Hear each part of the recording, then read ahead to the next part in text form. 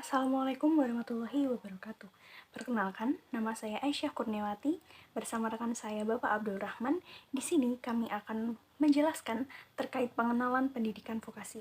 Namun, sebelum itu saya akan menjelaskan beberapa aspek terkait materi kita yang pertama, yaitu nanti saya akan membacakan terkait tujuan dan capaian pembelajaran. Kemudian yang kedua, akan dijelaskan terkait pendahuluan pendidikan vokasi oleh rekan saya Bapak Abdul Rahman, dan yang ketiga yaitu tujuan pendidikan vokasi yang akan dijelaskan pula oleh rekan saya Bapak Abdul Rahman. Kemudian yang keempat atau yang terakhir akan saya sampaikan terkait unsur-unsur pendidikan vokasional, mencangkup asumsi dasar pendidikan vokasional dan kelebihan pendidikan vokasional.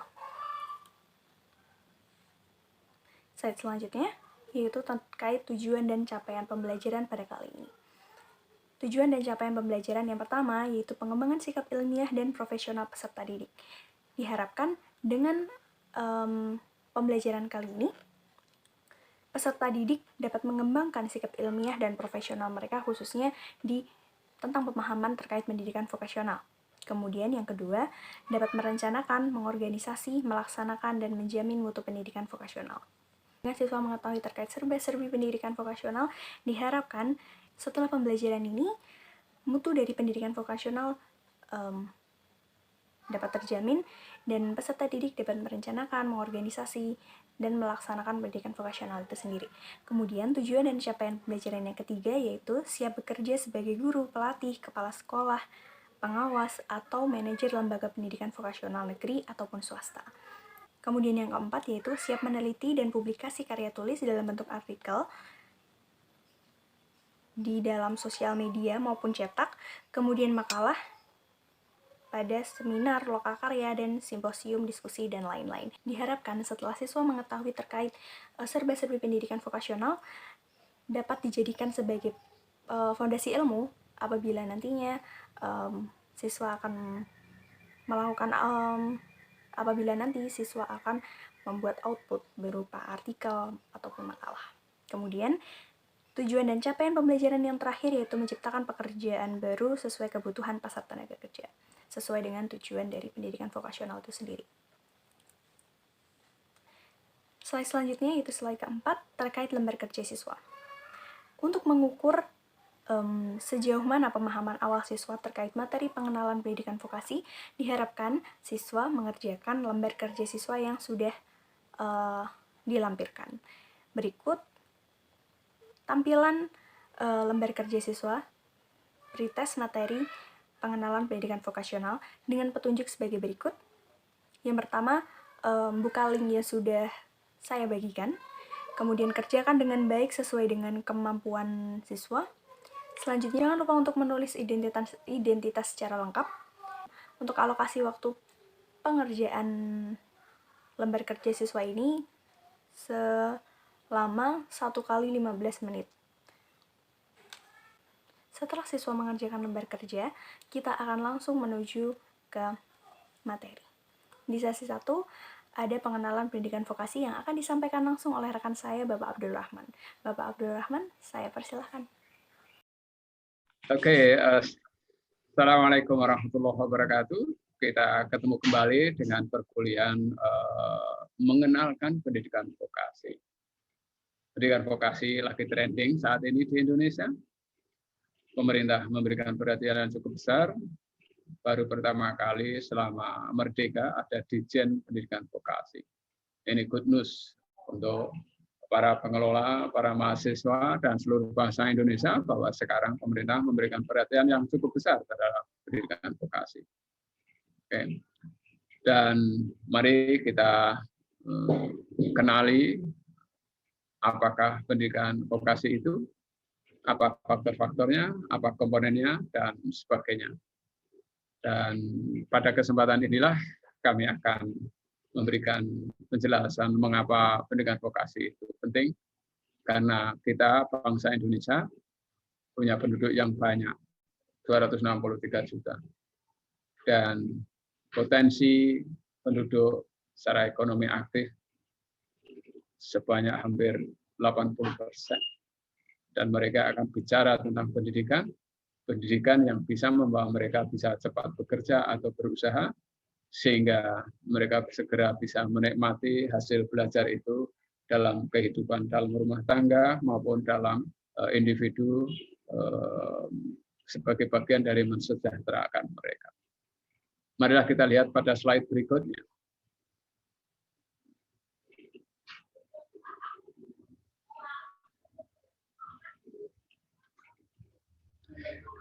Sebagaimana Anda tahu bahwa Undang-Undang Pendidikan Tinggi Nomor 12 Tahun 2017 Pasal 16 menjelaskan pendidikan yang menyiapkan mahasiswa menjadi profesional, terampil, dan siap bekerja dari perguruan tinggi itulah pendidikan vokasi. Beberapa istilah Anda bisa kenali, ada yang menyebutnya sekolah vokasi, ada yang menyebutnya sekolah vokasi. Pendidikan dan sekolah vokasi sebenarnya menyebut pada arti real sama, yaitu sebuah lembaga pendidikan di perguruan tinggi dengan programnya D1, D2, D3, dan menyiapkan mereka, para mahasiswa, untuk menjadi pekerja yang unggul, memiliki pengetahuan yang cukup, sikap bekerja yang kondusif untuk maju, penuh inspirasi dan penuh inisiatif, dan keterampilan yang diperlukan untuk melakukan tugas-tugas pekerjaan di dalam dunia industri maupun dalam dunia wirausaha jika mereka ingin bisnis mandiri. Jadi sekarang tidak ada alasan bagi para mahasiswa vokasi atau program studi di sekolah vokasi merasa sebagai minder dari bidang pendidikan yang akademisi karena sudah memiliki landasan undang-undang yang sama. Jenjangnya juga diberikan kesempatan yang sama yang disebut dengan KKNI, Kerangka Kualifikasi Nasional Indonesia, memberikan peluang sama, akses yang sama, bahwa anak-anak mahasiswa yang sekolah vokasi bisa melanjutkan S2, bisa S3. Bahwa sekarang yang namanya dosen vokasi bukan hanya dosen yang pekerjaannya dosen, para praktisi menurut undang-undang ini, para industriawan, para bisnis bisa datang ke perguruan tinggi untuk menjadi dosen tamu. Bukan hanya dosen tamu, yang menyusun kurikulum yang bersamaan, bisa menyusun kurikulum, bisa mengembangkan laboratorium, bisa mengembangkan workshop bersama-sama antara dosen sebagai teoritisi dan para praktisi dalam dunia industri. Jadi itulah sebuah perubahan besar dari Undang-Undang 2012 dan sekarang sudah 8 tahun, dan tentu para peminat masuk perguruan tinggi sekolah vokasi akan lebih baik. Mari kita lanjutkan pada slide yang selanjutnya.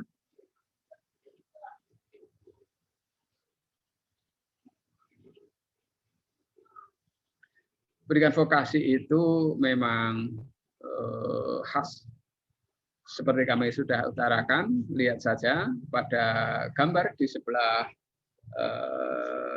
kiri Anda, bahwa di dalam pendidikan vokasi itu mementingkan aplikasi seperti pelatihan. Praktek lebih banyak daripada teori.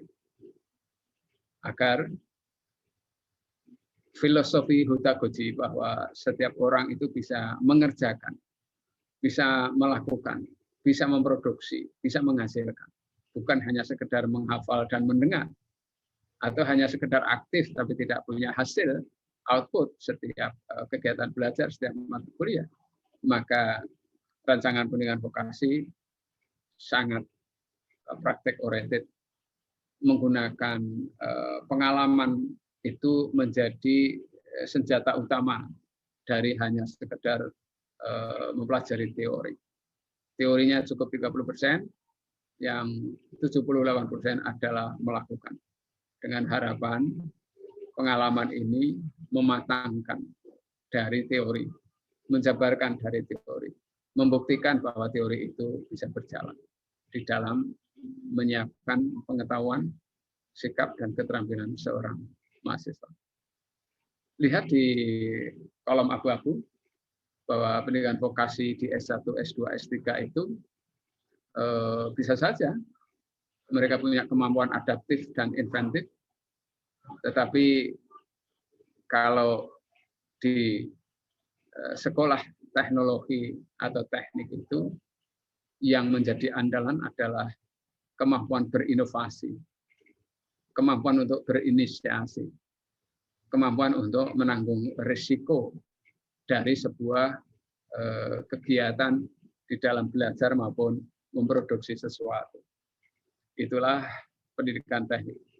Jadi yang buah-buah adalah ilmu pengetahuan yang sangat teoritis, jembatan di antara dekat menjadi sebuah kegiatan harian. Pendidikan vokasi itu lebih profesional karena namanya profesi.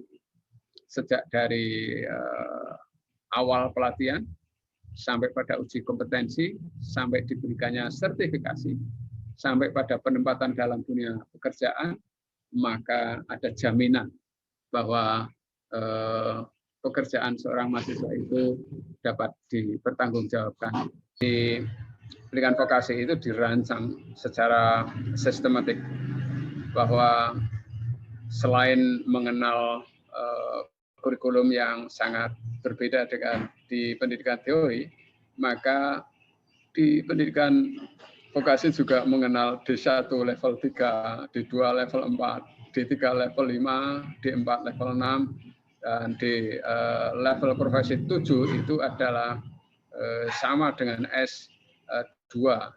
Jadi tidak ada yang dirugikan. Kalau dulu sekolah, tapi justru di era digital ini pendidikan profesi itu akan menjadi tuan rumah yang besar kesempatannya mendukung industri-industri unicorn. Industri unicorn adalah memerlukan pendidikan yang inovatif. Kalau pekerja tidak berinovasi, itu problem solving harus terjadi, kerjasama harus dibangun, inisiatif harus ada. Jadi pekerjaan-pekerjaan ini adalah bagian penting yang sudah dirancang sejak awal dalam dunia pendidikan vokasi.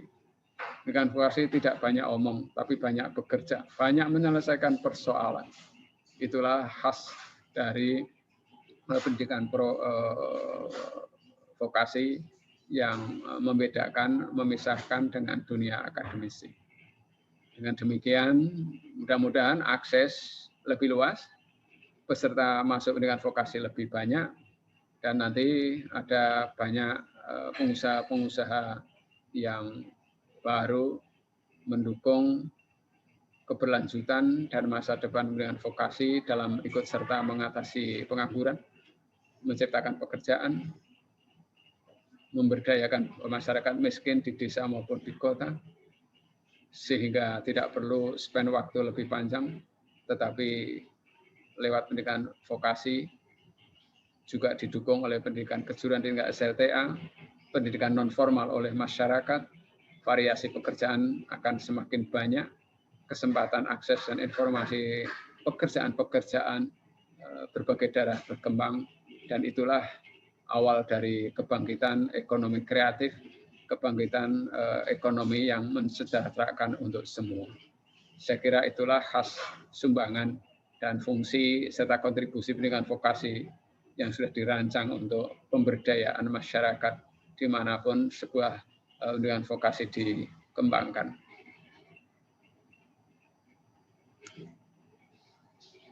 Slide berikutnya.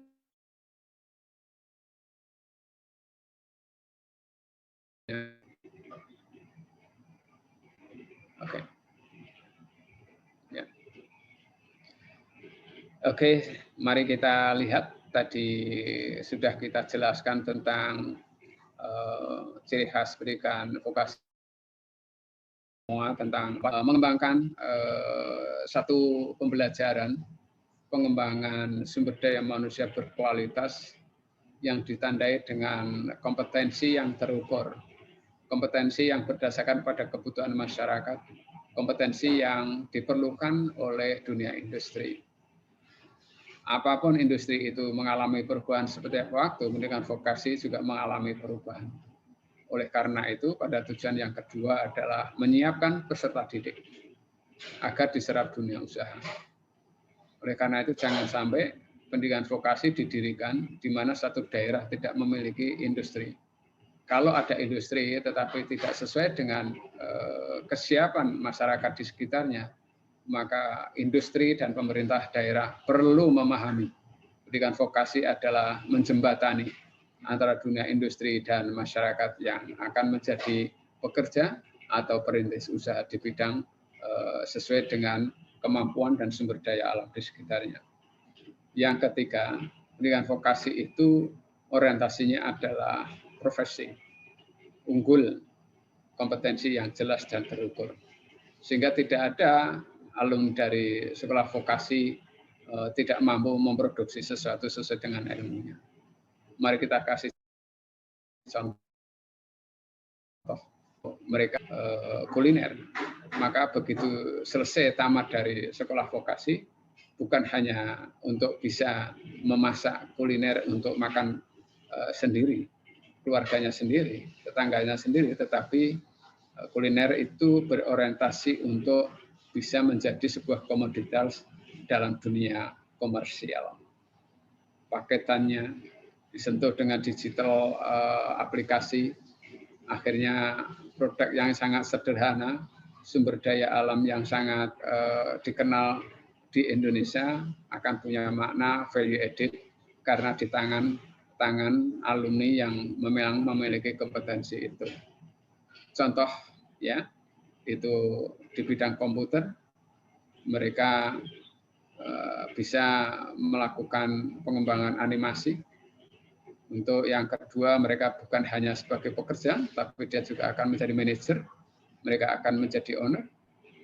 Untuk bidang komputer, bisa hardware, bisa software, laki-laki maupun perempuan punya hak yang sama untuk menjadi ahli-ahli di bidang komputer, baik hardware, software, jaringan, animasi, media, publikasi, animasi, musik, atau bahkan untuk berkolaborasi dengan industri ekonomi kreatif bidang fashion yang sekarang ini sedang booming di tengah pandemi dan masih bisa berjalan, apalagi di kota Solo. Yang terakhir adalah untuk meningkatkan pertumbuhan ekonomi. Jadi kalau tujuan yang pertama, kedua, ketiga itu unit analisisnya adalah hanya untuk individu, hanya untuk company, tetapi tujuan yang keempat adalah untuk meningkatkan ekonomi masyarakat. Semakin banyak tenaga kerja yang menciptakan lapangan pekerjaan, akan berarti sebuah keluarga terbangun karena dijamin penghasilannya. Keluarga yang terjamin penghasilannya, sosial ekonominya akan semakin sejahtera, dan mereka, para keluarga dengan penghasilan yang sudah mapan itu, mereka adalah potensi pembayar pajak, bahwa peran tenaga kerja, population economically active itu dapat bekerja, dapat berusaha, membayar pajak, pajaknya jangan dikorupsi, tapi digunakan untuk menyantuni, untuk melindungi para penduduk lansia maupun penduduk yang masih dunia belum ekonomi produktif, usia 15 tahun ke bawah. Saya kira itu contoh jelas tujuan dari pendidikan vokasi. Langsung saja kita masuk ke materi yang selanjutnya, yaitu terkait unsur-unsur pendidikan vokasional. Unsur-unsur yang akan kita bahas pada pertemuan kali ini yaitu terkait asumsi dan alasan atau kelebihan pendidikan vokasional itu sendiri. Langsung saja slide selanjutnya yang pertama, yaitu asumsi pendidikan vokasional. Telah kami rangkum 3 asumsi dasar pendidikan vokasional. Yang pertama yaitu asumsi pendidikan kejuruan vokasi, yaitu dihubungkan dengan teori ekonomi. Menurut salah satu ahli, yaitu Thomson, pada tahun 1973, pendidikan kejuruan vokasi adalah pendidikan untuk produksi melayani akhir dari sistem ekonomi. Asumsi yang kedua, yaitu pendidikan kejuruan vokasi di Indonesia harus berorientasi pada kebutuhan komunitas lokal, regional, nasional, maupun internasional. Pendidikan kejuruan vokasi mensyaratkan setiap orang harus belajar, bekerja, sebab setiap orang harus bekerja pada akhirnya nanti. Pendidikan kejuruan vokasi harus dievaluasi berdasarkan efisiensi ekonomis. Seperti yang sudah sedikit dibahas di asumsi yang sebelumnya terkait pendidikan vokasi dihubungkan dengan teori ekonomi. Pendidikan kejuruan vokasi secara ekonomis efisien jika menyiapkan peserta didik untuk pekerjaan spesifik dalam masyarakat berdasarkan kebutuhan tenaga kerja. Pendidikan kejuruan vokasi disebut baik jika menyiapkan peserta didik untuk pekerjaan yang nyata dan eksis di masyarakat dan mereka menginginkannya tentunya. Kemudian, pendidikan kejuruan vokasi akan efisien jika menjamin penyediaan tenaga kerja untuk satu bidang pekerjaan tertentu. Kemudian, asumsi yang terakhir, selain menunjang pada penguasaan keahlian terapan, yaitu hard skill dan soft skill, pendidikan kejuruan dapat mendorong proses penyesuaian-penyesuaian terhadap pengaruh budaya global dengan tetap berpegang teguh kepada akar budaya lokal atau local culture. Pendidikan kejuruan yang mengakar pada kearifan lokal sangat mendorong tercapainya pemenuhan kebutuhan siswa, kebutuhan penyelenggaraan pendidikan, program pemerintah daerah, dan masyarakat. Untuk materi yang selanjutnya yaitu terkait kelebihan pendidikan vokasional. Kelebihan yang pertama yaitu mempelajari hal-hal yang lebih spesifik. Kita misalkan ada seorang siswa yang tertarik di bidang misalkan tata boga. Nah, di pendidikan vokasional, dia akan diarahkan untuk mempelajari semua hal terkait tata boga. Mulai dari teori, kemudian prakteknya langsung, dan tidak lupa bagaimana dia harus mempersiapkan dirinya untuk menghadapi di dunia kerja nantinya. Berbeda dengan pendidikan sarjana, di mana mahasiswa di pendidikan sarjana itu mempelajari terkait lebih banyak mempelajari terkait teori-teori sesuai dengan jurusan yang dia tempuh. Namun, di pendidikan vokasional, siswa atau mahasiswa akan mempelajari hal-hal spesifik sesuai dengan jurusan yang mereka pilih. Kelebihan yang kedua yaitu pelajarannya lebih applicable di dunia kerja. Seperti yang sudah kita singgung sebelumnya, di mana pendidikan vokasi ini lebih banyak mempelajari praktek, lebih banyak prakteknya daripada teorinya. Kita misalkan contoh seperti yang sebelumnya, yaitu apabila terdapat seorang siswa yang tertarik di bidang tata boga, di mana dia akan diajari terkait bagaimana cara memasak, bagaimana cara menghidangkan masakan, dan bukan hanya teori-teorinya saja, bukan hanya mempelajari tentang bumbu-bumbu secara teori atau mungkin mempelajari teori-teori masak, tapi langsung praktek, langsung diajarkan bagaimana caranya membuat makanan yang baik, bagaimana attitude seorang koki, seperti itu. Jadi pelajaran-pelajaran yang ada di pendidikan vokasi itu lebih applicable, bisa langsung diaplikasikan di dunia kerja nantinya. Kelebihan yang ketiga yaitu sudah terbiasa dengan dunia kerja. Ada hubungannya dengan kelebihan yang kedua tadi, yaitu terkait pelajarannya lebih applicable di dunia pekerjaan. Di mana apa yang mereka pelajari di dunia sekolah akan tidak jauh berbeda dengan dunia pekerjaan, sehingga mereka lebih terbiasa dengan iklim di dunia pekerjaan. Ditambah lagi, biasanya di pendidikan vokasi itu terdapat kurikulum, yaitu magang, di mana siswa atau mahasiswa itu diwajibkan untuk langsung terjun ke dunia pekerjaan dan mempraktekkan atas teori-teori dan praktek-praktek yang sudah mereka dapatkan di dunia perkuliahan sebelumnya. Kelebihan pendidikan vokasi yang keempat yaitu terkait lulusan pendidikan vokasi tidak kalah saing dengan lulusan S1. Hal ini dibuktikan dengan data yang telah kita dapat langsung dari Kemendikbud. Data menunjukkan pada tahun 2016 terdapat 12,17 juta lulusan SMK yang langsung diterima bekerja. Kemudian terdapat peningkatan di tahun-tahun setelahnya, yaitu di tahun 2017 yaitu di angka 13,53 juta, pada tahun 2018 pada angka 14,54 juta, dan di tahun 2019 yaitu 11,63 juta. Baik, untuk materi terkait pengenalan pendidikan vokasi sudah selesai. Untuk yang selanjutnya yaitu asesmen, di mana asesmen ini berbentuk post-test untuk mengukur pemahaman siswa setelah pembelajaran yang telah dilakukan. Berikut tampilan asesmen terkait pengenalan pendidikan vokasi. Petunjuk pengerjaannya hampir sama dengan lembar kerja siswa yang sebelumnya. Siswa dapat membuka link yang sudah kami bagikan melalui browser Anda. Yang kedua yaitu kerjakan dengan jujur sesuai dengan kemampuan Anda, sesuai dengan ingatan Anda, karena semua yang diujikan telah kita bahas sebelumnya. Kemudian yang ketiga, jangan lupa untuk mengisi identitas dengan lengkap. Kemudian yang terakhir yaitu terkait alokasi waktu, yaitu alokasi waktunya 1 kali 15 menit untuk mengerjakan semua soal yang tersedia. Akan satu topik tentang pengertian pendidikan vokasi dan bagaimana tujuannya dan bagaimana manfaatnya, contohnya, semuanya sudah menjadi jelas. Mudah-mudahan ini menjadi awal dari kajian kita untuk pertemuan selanjutnya dalam membahas tentang pendidikan vokasi dan peran fungsinya serta sumbangannya dalam pembangunan ekonomi di Indonesia. Bukan hanya menciptakan pekerjaan untuk setiap individu, tetapi juga menjamin sebuah keluarga menjadi lebih sejahtera karena pekerjaan lebih jelas, pendapatan lebih terjamin, kesejahteraan akan terwujud untuk semua warga negara Indonesia. Terima kasih Mbak Kurniawati. Sampai ketemu lagi dan Assalamualaikum warahmatullahi wabarakatuh.